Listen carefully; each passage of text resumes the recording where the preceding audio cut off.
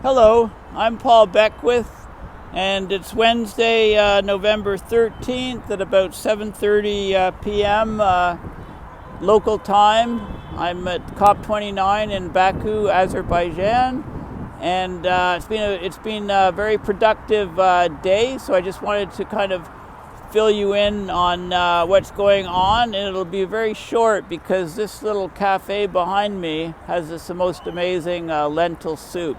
You put lemon in it, and it's just out of this world. So it's also, I don't know, it's about 7 or 8 degrees Celsius, so it's a bit chilly for me. So I'll be very quick. So basically, the day started late, got into COP, after midday, and met up with Nick Breeze, and we had an interview for Climate Emergency Forum. Nick Breeze is a climate journalist. He's also a wine taster, somnellist or sommelier. I'm saying that wrong. He's been at many COPs, and of course he wrote the book COPOUT just earlier this year. So the first thing we did is we had a half-hour interview, the Climate Emergency Forum, with Heidi and Charles behind the camera, and me asking Nick questions. So that interview should be out when there's a bit of time to edit and process it. And it's all about his work and what he plans to do at the COP. You can Google it, Nick, N-I-C-K, Breeze, B-R-E-E-Z-E, and I highly recommend his book, COPOUT, if you want to know sort of the human stories behind the COP. And then shortly after that, I had, Heidi, Charles, and myself with Climate Emergency Forum, we met with Jonathan Nerel, who's a Jewish rabbi, and he co-founded the Interfaith Pavilion, and so he gets people from all different religions around the world, and they sit down and chat about and try to come up with strategies to better communicate the climate emergency to people of faith, and get action on climate change. So that was a fascinating interview. We talked about it, we chatted about things just sort of as friends. I mean, I've known Jonathan for quite a while from other climate change conferences.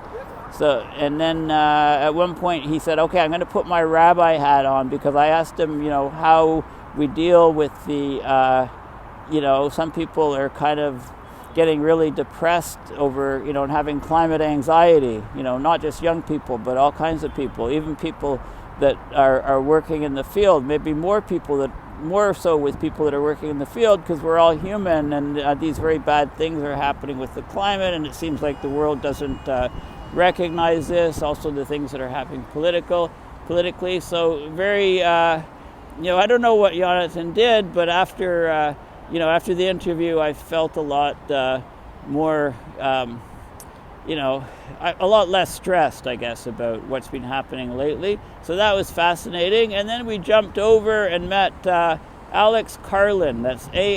So Jonathan Nerel is Y-O-N-A-T-A-N, and then Nerel, N-E-R-I-L. You can Google him and see his work, which has been quite incredible on the intersection of climate and faith. And then Alex Carlin, we jumped over to another space, and we met with Alex Carlin, who just arrived at the COP. This is his 11th climate conference, 11th COP, and he brought his guitar along, and he's an American rock star who got into climate issues, and he ended up he's been in Russia for a long time, not there right now, but for 7 years he went around Russia by train, all different parts of Russia, playing rock concerts, like 200 concerts a year for 7 years. I mean, he's like the Energizer Bunny. How does one have stamina to do that? He's an excellent musician. He brings his guitar wherever he goes, and he tries to communicate the climate crisis through song. through rock songs that he plays on his guitar. And he's, his biggest, most passionate thing is on ocean pasture restoration, algae, plankton, growing plankton in the ocean to capture carbon. And also he's convinced that Africa is the way. Africa, the solutions for climate can all start in Africa. So he's going to be touring in Africa soon. And, he's been all over the world. And he's quite amazing. He gave a concert in the capital of Georgia, Tbilisi, he gave a concert there, and he had people like rolling in the aisles apparently. And then he managed to find a cheap flight to get over to Azerbaijan because it's very difficult. I heard that all the borders are closed; you can only fly. And the reason, there's various reasons for that, I think, but it seems like the head of the airline knows political people or something, and more people. If you have to force everybody to fly, that's a pretty good deal. So, anyway, and then Alex played a song, and it's just awesome on that interview. And then it's time to leave the COP, and but the day's not over. I want to read the Cryosphere report, which just came out yesterday.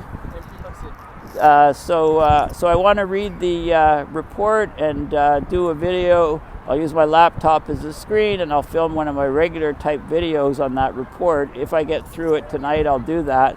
But in a couple hours, I'm on a call.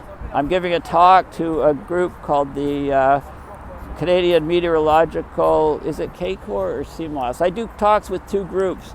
CMOS, which is Canadian Meteorological and Oceanographic Society, is one of them, and the other one is CACOR, Canadian Club of Rome. And I think this talk is actually, I'm not positive, I have to check. This talk, anyway, it's over Zoom. It's about 45 minutes talk, and then about 45 minutes of questions, and I'll do that over Zoom. I think it's the Canadian Club of Rome.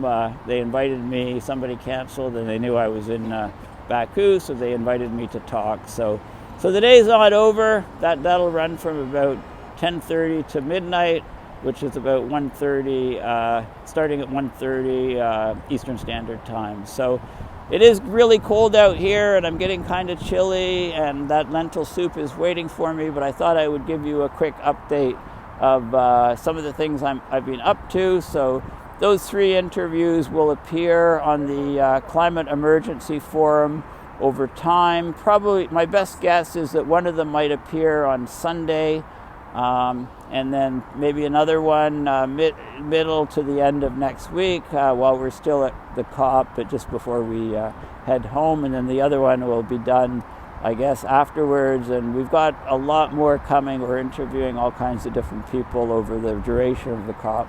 So Heidi and Charles will be very busy, in doing the editing when we all go home.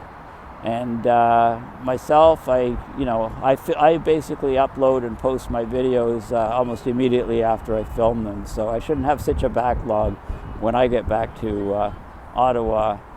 So anyway, thank you for following me. Thanks for listening. Please consider going to my PayPal at paulbeckwith.net to donate to support my research and videos. So, reporting live from COP29 in Baku, Azerbaijan, and signing out for now. So thanks again, and bye for now.